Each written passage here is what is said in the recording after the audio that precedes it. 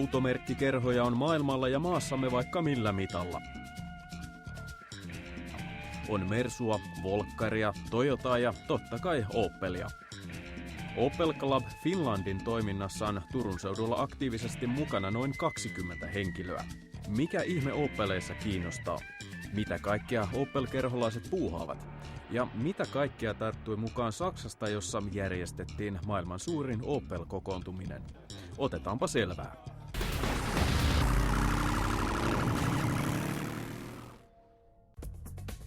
Adam Opel perusti Adam Opel AG-yhtiön Saksan Rüsselsheimiin vuonna 1862. Aluksi yhtiö valmisti ompelukoneita, mutta pian tuotantoon otettiin myös polkupyörät. Autot köröttelivät kuvioihin vuonna 1899. Tuolloin valmistui Opel Patent Motorwagen System Lutzmann. Siitä se sitten lähti, automalli seurasi toistaan ja vuonna 2011 Suomen Turussa Ruissalon kansanpuistossa esittelee Opeleita osa Opel Club Finlandin jäsenistä. Ja tässä heistä muutama. Miten Opel-innostus sai alkunsa? Joo, se on varmaan ihan verenperintönä, että isällä on ollut Opeleita. Sitten sitä kautta, kun löysi hyvän semmoisen yksilön, jota on hakenut, niin siitä se lähti. Mun täytyy sanoa vahingossa. Mulla oli joskus pari Opelia ja nyt tää on niin kolmas Opeli. Mä oon vähän sellainen, että jos mulla on joku, niin jos vaan on kerho, niin mä mielellään kuulun siihen. Että mukava olla samahenkisten kanssa niin kuin tekemisissä ja toimintaa. Niin. Et sillä mä oikeastaan sinne foorumille mä menin ja sieltä sitten ilmoittauduin ja maksoin jäsenmaksun. Paljonko Opeleita löytyy kotoa? Valitettavasti nyt niitä on jo 7, et en tiedä mistä niitä tulee. Mulla ei ole tällä hetkellä toi yksi toi Astra GSI. Meinaatko hommata myös 7? En mä usko, että 7, mutta jos 2-3 olisi ehkä sopiva. Mihin kaikki oikein mahtuu pihalle vai? Pihalle valitettavasti. Kyllä me tallipaikkaa haetaan koko ajan. Pojan kanssa rakennellaan näitä yhdessä. Minkälaista Opelia löytyy? Jaa, Corsaa, Astraa, Asconaa, Calibraa, Vectraa, Omega ja Senatori. Siinä varmaan kaikki oli. Suomen Opel-yhdistys Opel Club Finland on perustettu vuonna 2000 ja rekisteröity vuonna 2001. Katsotaan, mitä autoja kerholaisilta löytyy. Tässähän on tää sun Corsa GSI 1.8, ihan pirteä peli. Ei siinä mitään. Sitten tässä on F Astra Cabriolet Porschen vanteilla. Sitten olisikin tämmönen P-Vectra i500. Sellainen hiukan harvinaisempi peli, ei ihan hirveästi ole kyllä.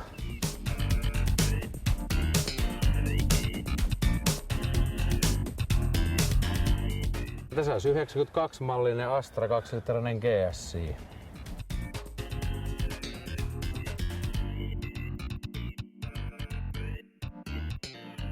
Ja tässä vieressä on A-Vectra 2-litrainen 8-litraisella koneella. Ja tässä on jälleen niin C Corsa GSI, samanlainen kuin mun toi vihreä. Hieman enemmän tuuningia ja samalla koneella. Sitten on A-Vectra. On kuulemma ollut joskus kirkkaan punainen alkujaan, mutta tämmönen komea metallihohto sininen nykyään. Ja voi kertoa, että siinä on aika paljon vaihdettu kaikkea osaa. Alkuperäistä on tosi vähän enää, että on nähty paljon vaivaa. Ja täällä on viimeisenä P Commodore Coupe. Coupe. Niin. 2,8-litrainen ja takaveto. Todella upea yksilö. Kyllä.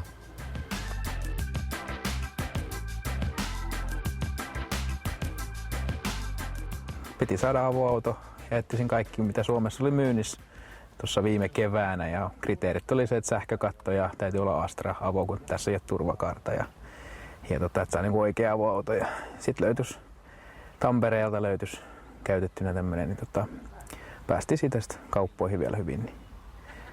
Se oli semmoinen, että ei ollut vaihdokkia, niin kaveri halusi päästä vaan autosta eroon ja mä tarvittiin vaan auto, niin se oli kauppa siinä.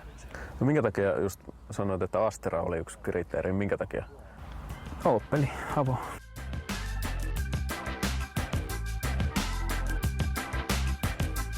Tämä on 2,8-litrainen suora kuusi, niin sanottu kihkone, eli valuroitainen suora kuusi. Tämä ruiskujärjestelmä tuli just 71 loppuvuodesta ja sitä tehtiin 75 asti. Se on D-Jetronic, eli Saksassa tämmöinen ensimmäinen sähköinen ruisku. Sitten ne 2 viimeistä vuotta, tätähän valmistettiin tätä autoa 72-77. Ja ne 2 viimeistä vuotta oli sitten niitä L-Jetronicilla jo, eli vähän kehittyneempi, että oli ilmanmassamittari ja näin. Muuten tää on ihan orkkiskuntoinen. Et nyt tuossa on toi 3-litrasen Ompun aluvenakoppa, kun alkuperäinen alukoppa on työn alla. Kerropa pikkasen, missä kunnossa? Onko tämä nyt ihan alkuperäisessä kunnossa pääosin? Joo, kyllä tämä täysin alkuperäistä on, että nämä sävyt ja kaikki. Tämä itse asiassa 90-luvun puolivälissä niin entisöity. Mutta penkkien materiaalit, ovipahvit, kattoverholu, kaikki on niin ihan originellia vastaavaa. Sitten tässä GSE-mallissa on tämmöinen hieman erilaisempi mittaristo, eli ikään kuin tuommoinen jalopuujäljitelmä. Paljonko tällaisia autoja Suomen teillä liikkuu? Mitä veikkauksia olisi? No tätä GSC:tä veikkaan, että saattaa olla ihan luokkaa 5-10. Eli harvinaista on joka tapauksessa on kyse. Eli GS-malli, mikä on koriltaan myös tämmöinen kaksiovinen coupe. Niitä kyllä on, mutta tätä GSC:tä tosiaan on vähemmän. Tässä Commodoressa on nyt tyylikäs 70-luvun auto, mutta rekisterinkivät on vähän liian uudenaikaisen näköiset. Onko se tuo suunnitelma niiden varalle? Joo, siinä tilanne on semmoinen, että tämähän on siis 90-luvun, oliko 95 vai 96, kun tämä on niin kuin entisöity ja kunnostettu. Eli kaikki irti ja käyty koko auto läpitte. Niin silloin se on ollut sit luonnollisesti pois rekisteristä ja sitten on otettu EU-kilpi. Mutta onneksi se alkuperäinen Keski-Suomen rekkari on vielä saatavissa, että tarkoitus on laittaa se. Ja autohan on ollut siis Keuruulla uudesta asti. Sitten se oleellinen kysymys. Mikä näissä Opeleissa oikein niin kiehtoo? Tai Opel-kerhossa? Joo, mulla ainakin Opelit on helppoja, että kun on oppinut yhden auton, niin sitten sitä voi jalostaa siitä eteenpäin. Sitten mulla on niin, että varaosat sopii aika pitkälle ristiin. Että on vain 2 tyyppisiä renkaita ja vaikka monta autoa, niin pystyy vaihtelemaan. Mun mielestä vaikka moni haukkuu, että Opel on huono, mutta ihan hyvä auto. Ja sitten se, että en mä tiedä, mun mielestä saa varaosia kumminkin vanhempiakin aika hyvin vielä ja ei ole paha hintasiakaan.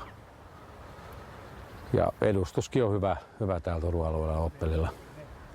No ne on vaan, se on jotenkin vaan jäänyt kone. Niin kuin, mä tykkään ajaa Opelin kanssa, se on just niin kuin mulle sopivaa, että se on sen tyylinen auto, se toimii määrätyllä tavalla. Sitten se on vähän niin kuin kaikki Opelit, ainakin vanhemmat, niin ne on niin kuin kuitenkin suht samanlaisia silleen, että siihen voi luottaa, että kun se on Opeli, niin se on määrätynlainen. Onko sulla ollut muita autoja? On. Kyllä mulla on ollut oikeastaan, voisi sanoa, että ei kovin montaa merkkiä löydy, mitä mulla ei olisi ollut. Että kyllä mä touhun kaikenlaisten vehkeiden kanssa. Eli kokemuksen kautta tiedät sanoa, että Opelit on parhaita? Joo, tai no sanotaan näin, mä tykkään Opeleista, ei ne välttämättä parhaita. Mutta mulle se on semmonen.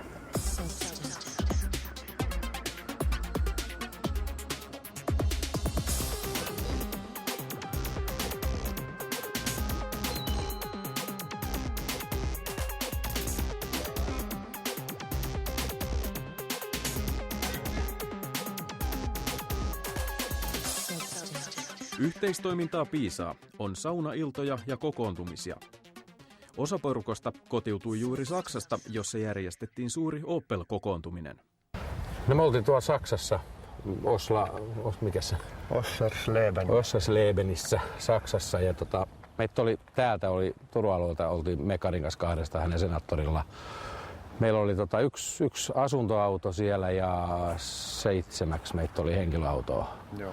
Ja oli niin kuin ympäri Suomea. Oli Jyväskylästä, Kerävalta, Helsingistä ja Lahdesta oli porukkaa. Et meitä oli 16 henkeäksi meitä oli siellä. Ja se on maailman suurin Opel-kokoontuminen, joka vuosi järjestetään. Ja mä en osaa ihan sanoa tarkkaan, mutta uskoisin, että noin 45 000 ihmistä oli tänä vuonna paikalla.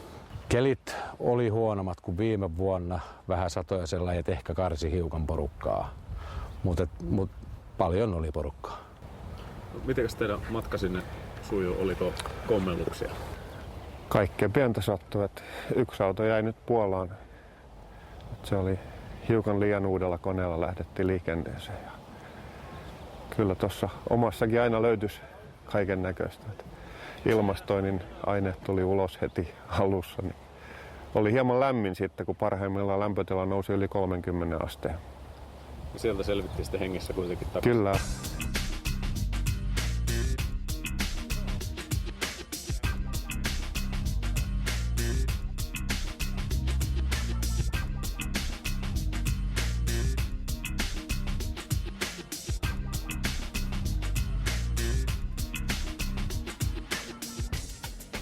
Näissä treffeillä mä olin nyt eka kertaa, mutta niin kyllä mä oon käynyt esimerkiksi viime elokuussa, meitä oli 4 kaveria, oltiin sellaisissa mäkikisoissa tuolla.